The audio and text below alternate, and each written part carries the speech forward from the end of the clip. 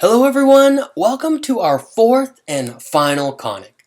Now I know what you're all thinking. You're thinking, is that an ellipse on the screen? Didn't we just study the ellipse? Well, we did just study the ellipse, but it turns out that our fourth and final conic in many ways has a lot to do with an ellipse. Or at least we can motivate our new conic with some of the ideas that we learned about the ellipse. So how do we construct an ellipse, or how would you draw one? Well, the way we drew an ellipse is we could take 2 points, which we call foci, take some sort of string. In this case, looks like I'm picking a string of length 4. You attach one end of the string to one foci, and the other end of the string to the other foci. Take your pencil, pull your pencil so that the string is taut, and rotate your pencil and let the string guide the shape. And in this case, we would trace out this beautiful ellipse. Now, what was interesting about the ellipse, or I guess the geometrical definition that we came up, is we noticed that the length of the string was always the same. Basically, that an ellipse is the set of all points such that the distances between these two foci add to be a constant. They add to be a constant. This red length and this purple length always add to this black length. Notice that up here when I rotate around. The red length and the purple length always sum to be the length of the string, or they always sum to be a constant. This now leads us to our new conic. Let's go ahead and take a look at the animation. Okay, so with an ellipse, we got the shape by thinking about the set of all points whose distance from two foci add to a constant. Well, just maybe out of curiosity, maybe you're thinking to yourself, well, what shape would we get if it's instead the sum of the distances adding to a constant? What if we think about the difference of distances adding to a constant? Well, I don't know what kind of shape this is going to make, but it's sure an interesting question. So I don't know that maybe we're getting excited, and let's try to construct this shape. I don't know. Let's run out to the garage. Let's get a hammer, get some nails, get some string, get a tape measure, and let's try to figure out what kind of shape would have the property that the difference of distances between 2 points would always be a constant. What shape would this be? Well, let's figure it out. Let's do some math research.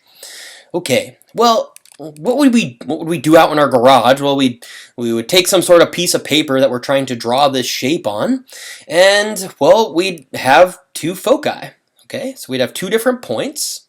Okay, and for convenience, we'll put the foci along the x-axis, and we'll put the origin halfway in between them. And to control the distance, or how far the foci are apart, we'll create this parameter c, and c will be the distance from the origin to one of the foci.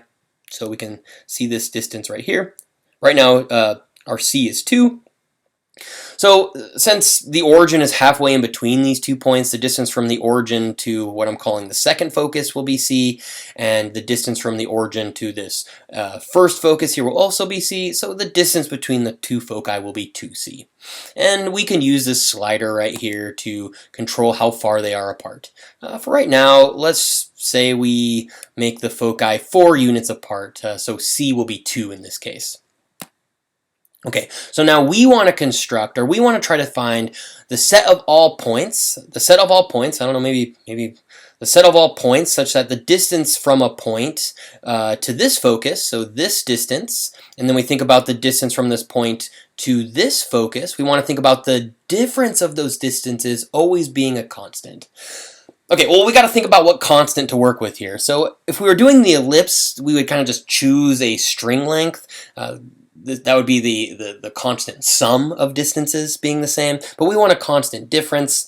And how are we going to create these distances that have a constant difference? Well, the way you could do this is, I don't know, you could think about taking a piece of wood and hammering 2 nails in it. So that's what I'm going to illustrate here. So imagine we have a piece of wood, and we hammer 2 nails in it, and you would want the distance between those 2 nails to be the constant difference that we're looking for. In this case, it looks like I'm saying 3. We could change, whatever you want that constant difference to be. You could choose how far these nails are apart. For right now, let's let these nails be 3 units apart. So we want to find the set of points such that the distance from this point to this focus and the distance from a point to this focus, the difference of those distances will always be 3. Well, how do we figure out those distances? How could you do this in practice? Well, what you're going to do is you're going to take some sort of string. You'll want it to be longer than the distance between your 2 nails. You'll want there to be some slack in it. You'll tie one end of the string to this nail and the other end of the string to this nail. And you're going to take that slack, or I don't know, maybe take a pencil or I don't know, like a finger or something, and you're going to want to pull this loose part of the string taut along, I guess, the same line that's connecting these two nails. And then you're going to make a cut on that string, so you'll have 2 different string lengths, and the difference between those 2 string lengths will be this constant length 3. Let's illustrate that. So I have this colored string distribution. This is like a magical colored string. Okay, so imagine that really this dot right here is really this nail, and this dot right here is really the same thing as this nail. I've just kind of moved them down for illustration. Now this is really, I'm really thinking about this as one string. So the end of this red string and the end of this purple string are actually connected. So what you would do is you would have the string, you would pull it taut, and you would make a cut right here in the string. So you'll have this purple piece of the string and this red piece of the string, but notice that the difference in these 2 strings, if you were to take this red length and subtract it from this purple length, that'll be a length of 3, and we can see that. Let's see, I have colored string length right here. So for right now, this red string right here is 3.5 and this purple string is 0.5. Notice if you subtract these 2, it's a length of 3. So that's what you're going to do. You're going to take this string, you're going to pull it taut, you're going to cut it, you're going to have this purple string, you'll have this red string, and you're going to take these strings and you're going to move them off to the side. Okay, we have one set of distances that have a difference of 3. Now to get another set of distances that have a difference of 3, you'll just pick a string that's a little bit longer. So let's pick a string that's a little bit longer. I'm using N to control this string. Like now this N here doesn't represent the length of this string. It's just controlling how long this string is right here.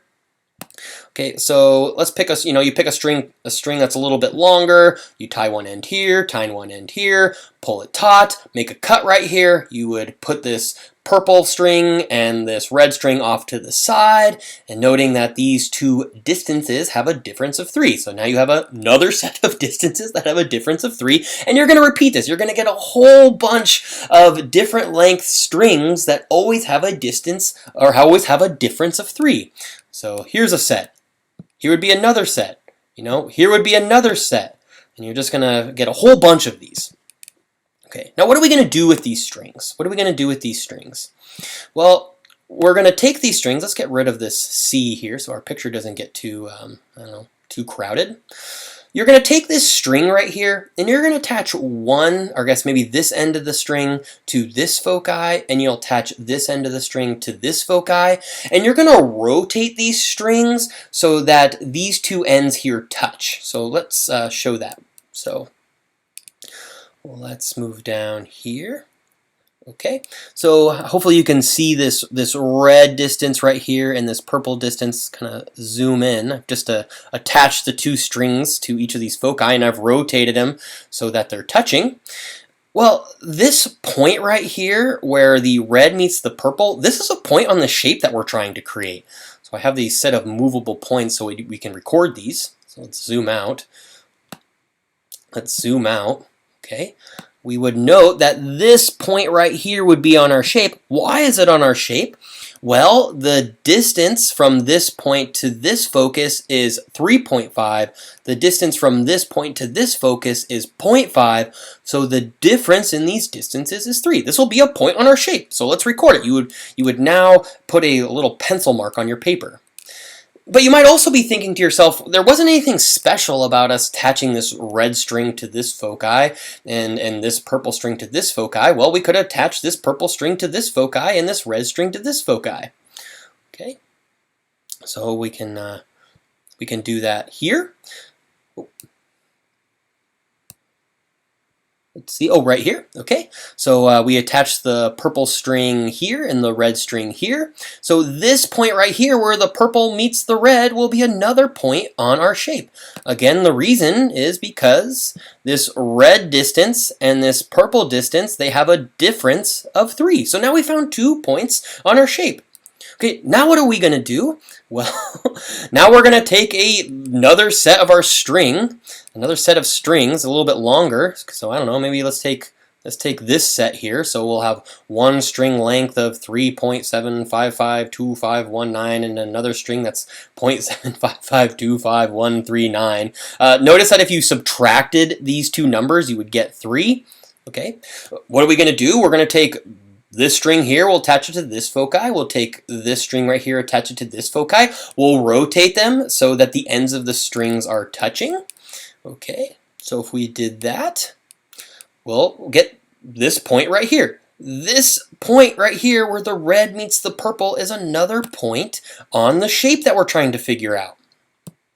Okay, again, this point is on our shape because this red distance and this purple distance subtract, or the difference between them is 3. Now, but you might be thinking to yourself here that this really isn't the only point that has the difference of these distances will be 3. Well, if we kind of move this down, we would get another point over here. Let me show you. Okay, well, it'll be that one too, but the one I'm talking about is, well, we could have, with the red string attached here and the purple string attached here, well, this would be another point where the red meets the purple. So this will be another point on our shape. But again, there was no special reason why the red string was attached here and the purple string was attached here. Okay, we could have attached purple here and red here, and this would be another point on our shape. Okay, and similarly, this would also be a point on our shape. Beautiful. So with this set of string, or these set of distances that have a difference of 3, we actually got 4 points on our shape. Okay, what are we going to do? We're just going to keep repeating this process. So we'll make the string a little bit longer. Okay, we'll have this point here will be on our shape. This point here will be on our shape. This point here will be on our shape. This point here will be on our shape. Okay, let's do a few more. Okay, we'll get a new set of string that have a difference of 3. We'll attach them, find where the purple meets the red. Here's a point on our shape. Maybe we'll just open up all 4 of these. Okay, all 4 of these points here will be on our shape. Okay, so we're slowly starting to see this, our new conic being formed. Okay, let's do just a few more. Let's do just a few more. Okay, maybe we'll need to zoom out here a little bit. Okay, we'll mark these 4 points. Mark these 4 points. You know, this would be a little bit of a tedious of an exercise, but you know, all in the name of math, research, and discovery. You know, no good discovery is easy. Okay, let's do another one. And let's go out a little bit longer. How about here? Okay, another set of 4 points.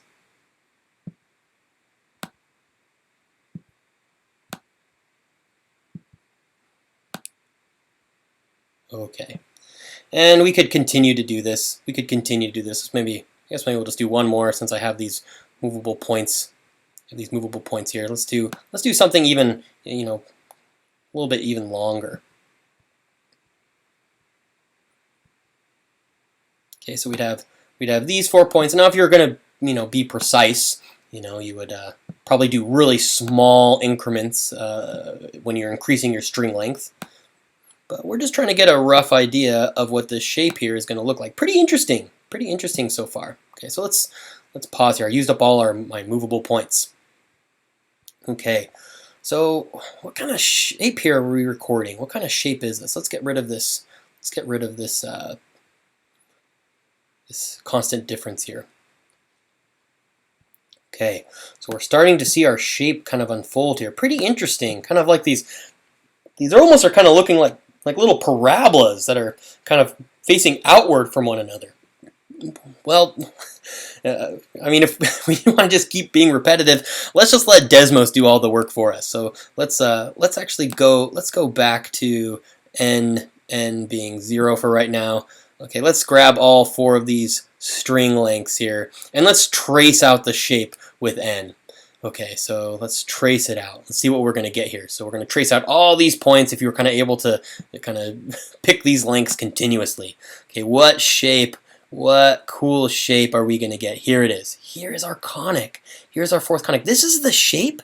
Whoa, this is the shape that we would get if we want to think about the set of points that have a constant, that have the set of points that the distances between 2 points have a constant difference. Pretty cool, pretty cool, pretty cool. Let's get rid of some of these pieces here. Okay, let's get rid of our movable points, and let's actually take a look at this shape. Or maybe we'll just kind of go way far out. Let's examine some interesting properties about this shape here. Okay, we're kind of going out here. So at first it kind of did seem like, it was a parabola, but this doesn't quite seem the same as a parabola. I mean, it's almost looking like eventually this shape is, we're kind of getting these straight lines right here. These straight lines. It's almost like there's these kind of asymptotes. And you're totally right. This shape right here does have asymptotes, and I guess now is a good time for me to tell you the name of this shape. This shape is called a hyperbola. A hyperbola. Let's take a look at it. So this is the shape of a hyperbola. Kind of looks like 2 parabola that are facing away from one another. And what's interesting about this shape is the shape have asymptotes. They kind of have these almost like these slant asymptotes. So this is the shape of a hyperbola. So, of course, what we're going to do here is we're going to want to derive a formula for this shape, but what I actually want to talk about before we do that is what's actually really interesting about this shape. I mean, we just constructed this shape just out of curiosity, but there's a lot of applications of this shape, specifically with thinking, I guess, in terms of astronomy, in terms of orbits. Let's actually go back here to the ellipse. When you think about an ellipse, the way that planets orbit a sun, or the way that really anything orbits something, is planets orbit the sun in elliptical patterns, or they don't orbit in circles, they orbit in ellipses. So the sun turns out to be at one foci of a planet, I guess, sun system, and the Earth would be rotating along the ellipse. So ellipses describe the orbits of planets. Now, it would all depend on, our planet actually has a fairly circular orbit. So I don't know, maybe for our planet, our sun and planet system, maybe the foci would be pretty close. So this is an ellipse. It looks kind of like a circle, but maybe the sun would be right here. There would typically be nothing at the other foci. You can imagine the sun being at one of the foci, and a planet would be orbiting the sun in an elliptical pattern. Okay, that's if the planet has a velocity that is not fast enough to escape the sun's gravity. Okay, let's now go back to the hyperbola. What's interesting about the hyperbola is you could think about a planet or a sun, some sort of massive object sitting at one of the foci, and maybe there is a comet or I don't know, an asteroid or something that is blasting at a really high speed in a straight line, I guess, towards a planet. Now, what would happen? Well, if the speed is great enough, the object is going to get really close. Now, it's going to start changing I guess it's going to start moving away from a straight line trajectory because the gravity of this planet is affecting its motion, and it's going to slightly curve around the planet due to gravity, but since its speed will be high enough, it won't get locked in an orbit. It'll actually kind of slingshot. It'll slingshot around the planet. So it is going to come in at a straight line. It's going to be affected by the gravity of the sun. It's going to slingshot, and then it's going to get shot. It's going to get shot straight out, and then it's going to continue in this straight line pattern. So hyperbola and ellipses have tons of applications when studying astronomy, specifically orbits. Okay. Well, what we're going to do right now is let's stop talking about the hyperbola, and let's go to the whiteboard and let's derive its equation. We'll see you there. So we just discovered our fourth and final conic, the hyperbola. The hyperbola is defined to be the set of points whose difference of distances from 2 points, which we call the foci, is constant. What do we want to do now? Well, what the heck is the equation of this shape? What is the equation of this shape? Let's draw a picture and let's derive it.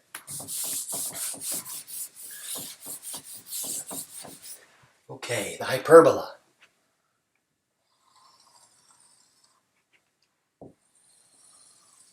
One interesting feature about the hyperbola that's different from the other conics is the hyperbola have asymptotes. They have these slant asymptotes. Okay. They also have foci, just like the ellipse. So foci here, a foci here. And we saw from the animation that they look something like this. They look something like this, kind of like parabolas, but not the same because of these asymptotes. Okay, so here's a rough sketch of hyperbola. Okay, well, let's define a few quantities that'll help us derive the equation. Okay. In the animation, we defined the distance from the origin to one of the foci to be c, and since the origin is halfway in between, this will also be c. Okay. Another useful length to define will be the distance from the origin, or kind of think about the shortest distance from the origin to the shape. You could almost think of it as being the distance from the origin to, I guess, kind of like, I don't know, one of the vertexes, if you want to call this a vertex of the hyperbola. The distance from here to here we'll define as a. So this distance here is a, this distance here will also be a. Okay, let's actually move this. Let's move this just a little bit.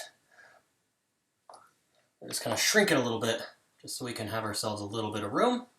Okay, we'll call this a. Okay, let's go ahead and grab a point. Let's grab a point here on the hyperbola. Let's say it has x and y coordinates. Okay, so what does that mean? Let's go ahead and erase these asymptotes just so our picture doesn't get too crowded. We'll definitely return to the asymptotes soon.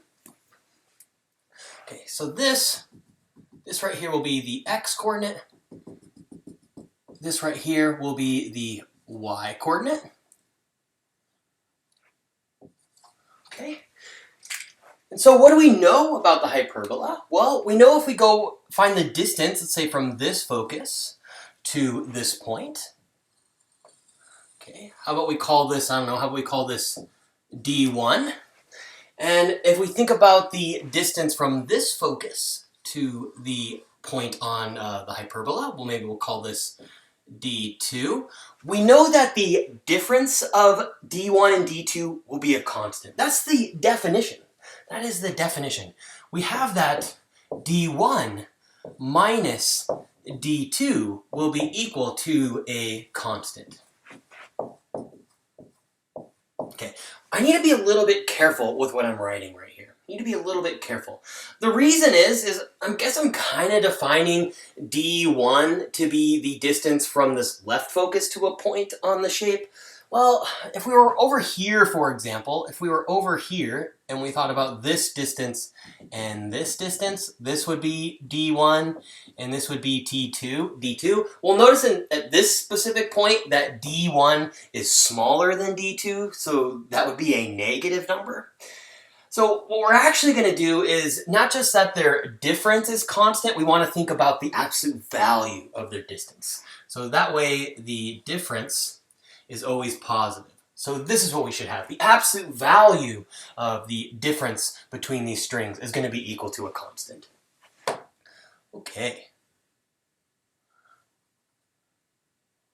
So I guess before we go any further, what's going to be helpful is for us to figure out what is this constant? What is this constant? Okay, well, just like with the ellipse, let's pick a convenient location on the hyperbola. Okay, let's do it right here. What's a nice location? Can we figure out what that constant has to be here? Okay.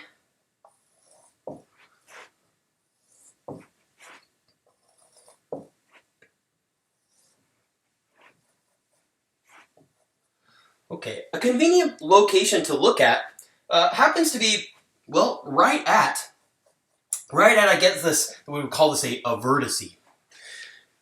Okay, so what would be the distances here? Well, from this point, from this focus to the point on the hyperbola, this will be what we're calling d1. Okay, and from here to here will be d2. Well, from here to here is A, from here to here is A, and what did we define? Well, from the origin to the focus is C, and from the origin to the other focus here is C. Okay, well, let's think about what these distances are. Well, from this spot right here, what is D1? For this specific spot, D1, well, let's see here. That'll be, well, from here to here is C, and from here to here is A. So D1 looks to be C plus A. So D1 looks to be C plus A. C plus A. Okay? What about distance D2?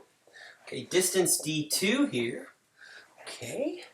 Well, distance D2 looks to be if we take C and subtract A. So D2 looks to be C and subtract A.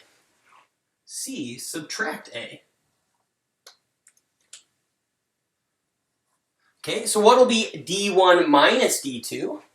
What'll be D1 minus D2? Well, D1 is, well, I just write it in black, C plus A, and we are subtracting, in parentheses, C minus A. Okay, well, let's distribute this minus sign. So this will be what? C plus A minus C minus negative A, that'll be plus A. Well, sweet! The C's cancel out, and this is just gonna be 2A. That's like the same thing we had with the ellipse. The constant was 2A. It's the same. The way I've defined A, the constant will be the same. Well, that's cool. It'll be 2A. And I guess we could kind of see this. Well, this distance is the same as this distance. So if I take D1 and subtract off that distance, we're left with 2A. Pretty cool. So the constant will be 2A. Okay, that's gonna be a good place to start. Okay, let's erase some of this picture.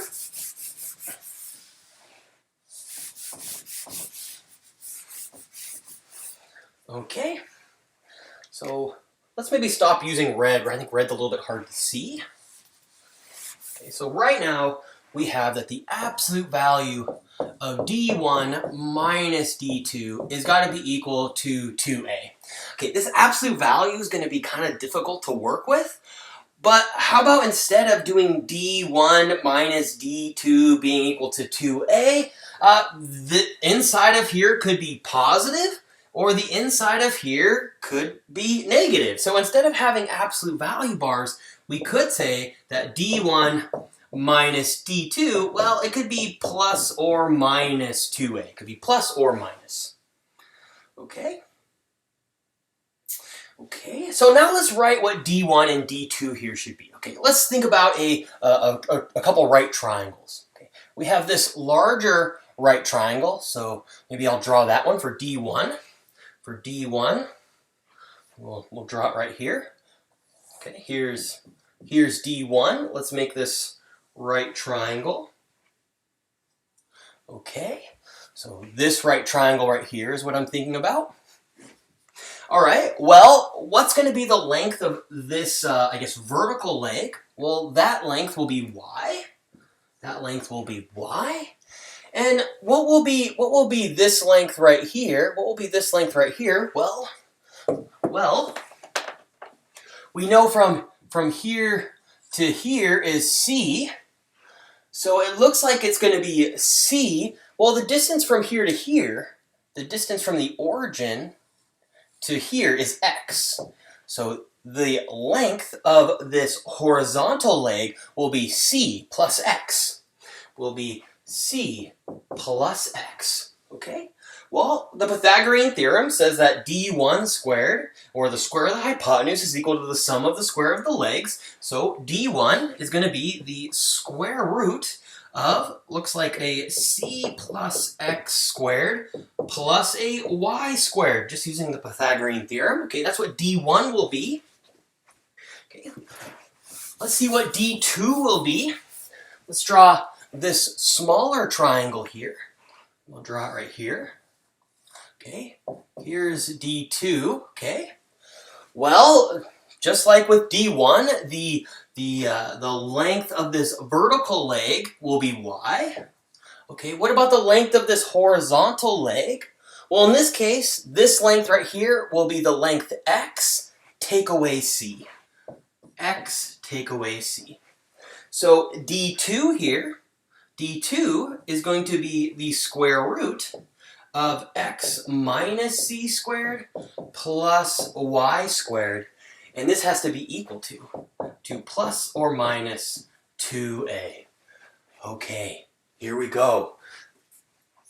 We're in a good position. This is technically the equation of the hyperbola, but oh gosh, this is ugly. This is ugly.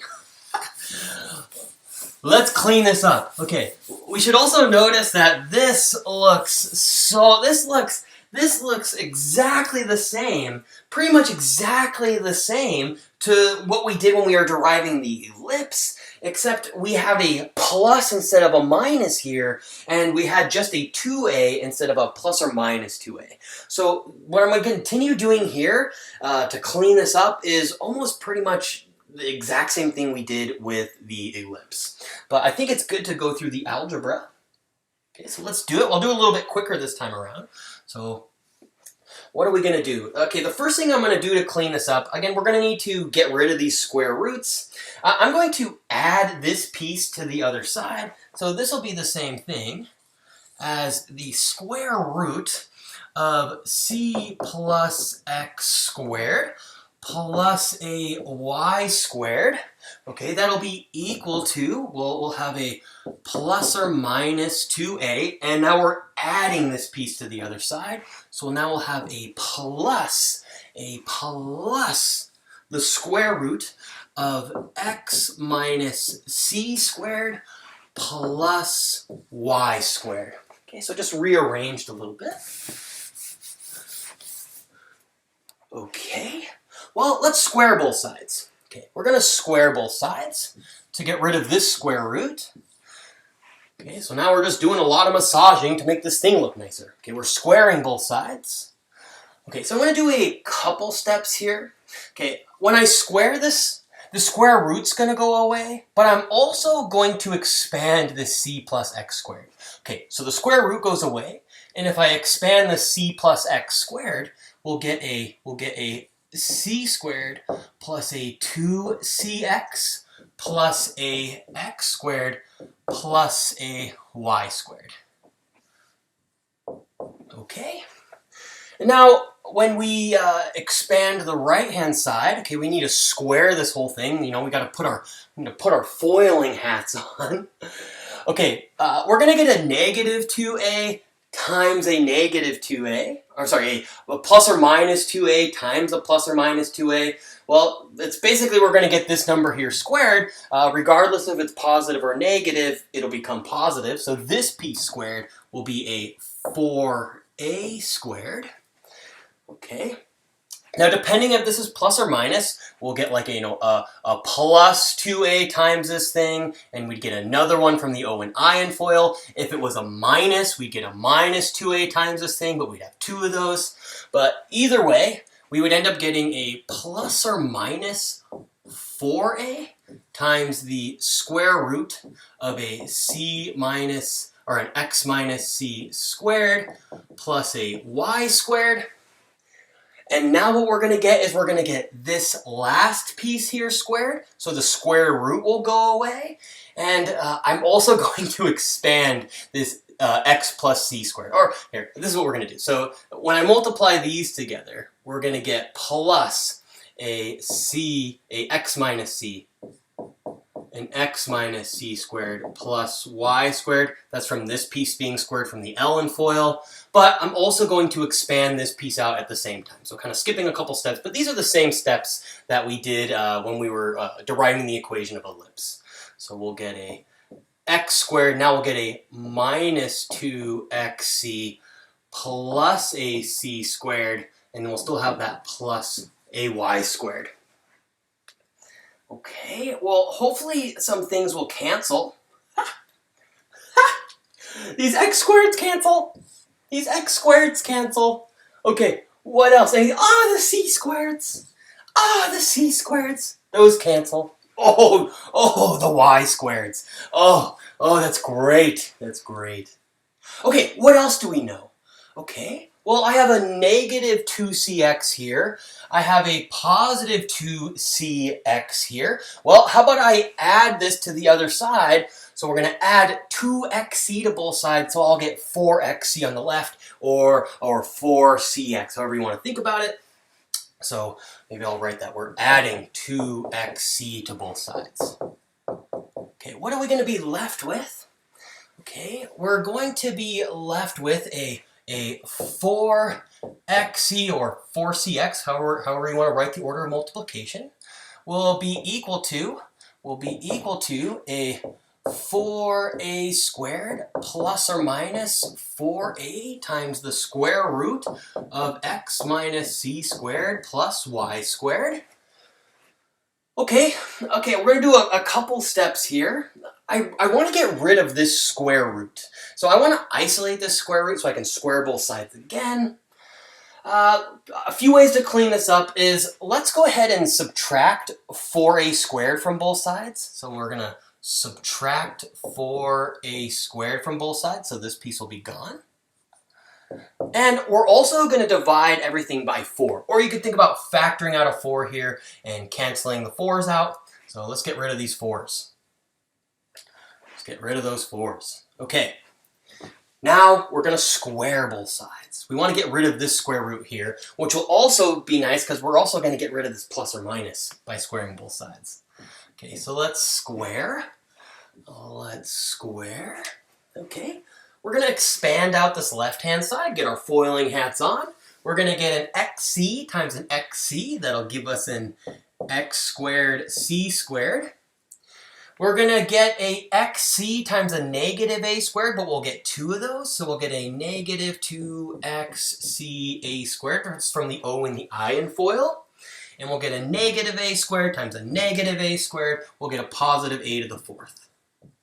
Okay, and that's going to be equal to, okay, well this square will, whether it's plus or minus, it'll just be positive. So this square will get rid of the plus or minus. It'll square the a squared and it'll get rid of this square root. Okay, so we're going to get an a squared. We're going to get an a squared. And then this square root's going to go away. But I'm also going to want to expand this piece right here. So that'll be an x squared minus a 2cx plus a c squared plus a y squared. Okay, and I'm also going to distribute in this a squared. Okay, so let's distribute in that a squared. So I should have left myself some room. So what we had the x squared minus the 2xc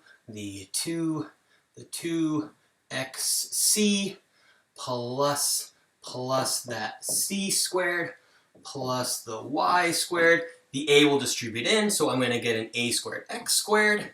I'm going to get a 2a squared xc. I'm going to get an a squared c squared. And I'm going to get an a squared times a y squared.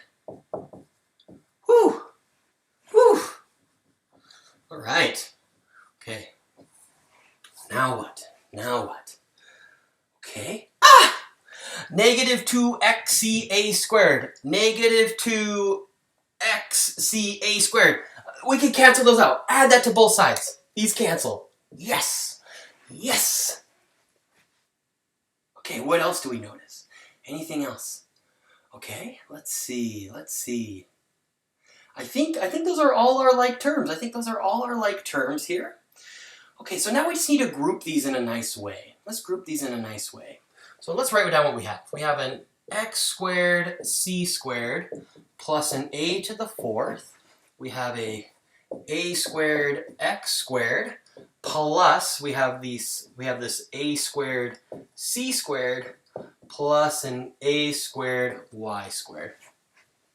Okay, well, it might be nice for us to put these kind of x squared pieces together.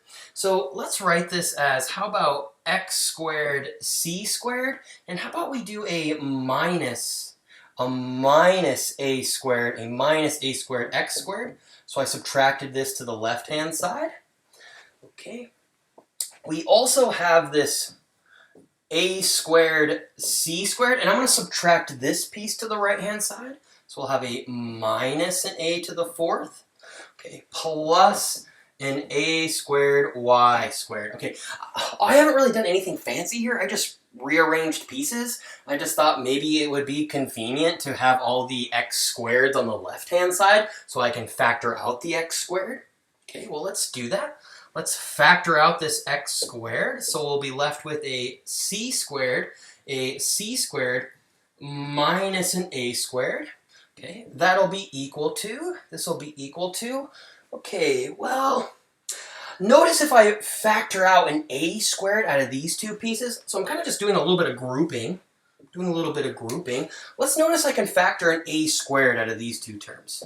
So if we factor out the a squared, I'm going to get another c squared minus a squared.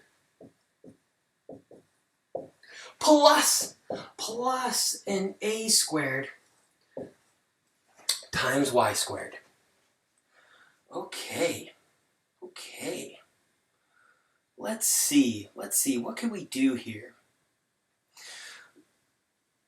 Well, this is kind of a situation, when we were doing it with the ellipse, we had that nice piece that we called b squared, which just kind of cleaned things up kind of nicely. I'm actually going to erase a little bit of this and move it up here.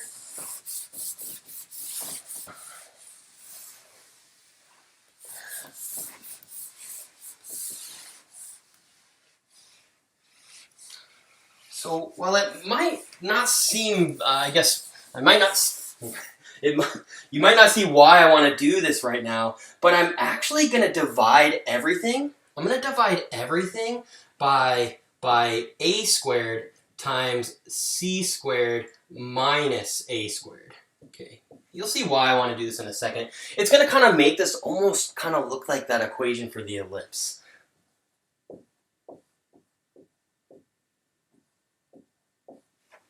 we're dividing everything by a squared times a c squared minus a squared.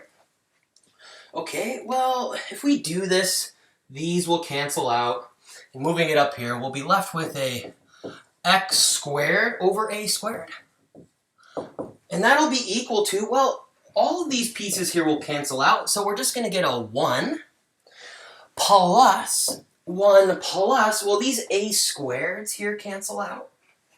Okay, so we'll have a y squared all over a c squared minus a squared. Oh, I don't know if you can smell it. I don't know if you can smell it through the screen, but this looks almost a lot like the equation for an ellipse. We have an x squared over a squared. We have a y squared over something with c squared minus a squared, but we have this 1 here. So I don't know, let's subtract this piece to the other side. So at least it kind of looks like that ellipse equation. Okay, here we have x squared over a squared. Let's subtract this piece over, so we'll have then y squared all over c squared minus a squared, and that'll be equal to 1. Okay, that'll be equal to 1. Okay, so now we're thinking to ourselves, man, this would be just like the ellipse equation if we just kind of renamed this piece. Well, it seems reasonable we'd want to call this piece here b squared. Let's do that. Let's call this piece b squared, just because it looks almost like the ellipse equation. So we're going to define c squared minus a squared to be c squared. We're going to define c squared minus a squared to be what we'll call b squared. Okay, so then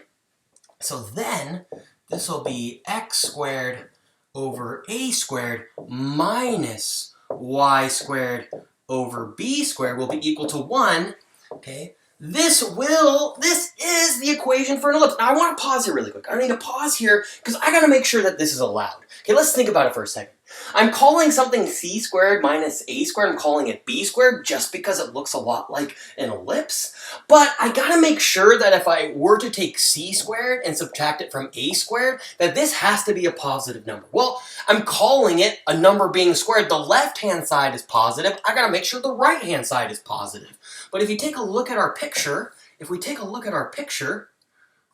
okay, here's the picture of the hyperbola. Well, here's the focus.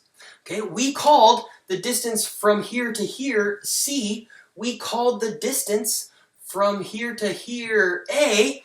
Well, c is bigger than a.